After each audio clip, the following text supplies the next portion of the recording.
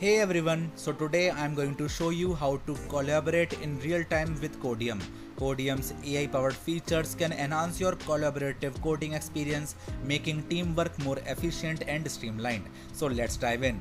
First of all, make sure you have the Codeium extension installed and activated in your code editor. If you have not installed it yet, check out my previous tutorial on how to install Codeium.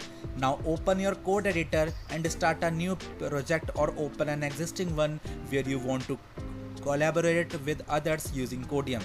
To enable real-time collaboration, you will need to use a code editor that supports collaborative features such as Visual Studio Code with Live Share or similar tools.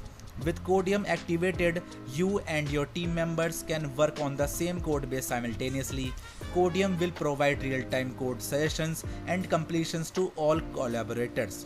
As you and your teammates write code, Codeium's AI will analyze the code and offer relevant suggestions, helping to ensure that everyone is on the same page and following best practices.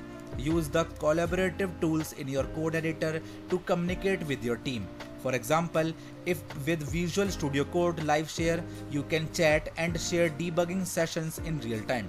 Codeium will also assist with code review by providing sessions and improvements as your teammates make changes.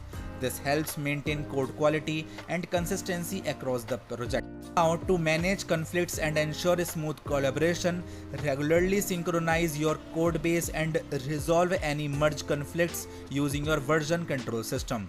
Encourage your team to review Codeium sessions and integrate them into the project.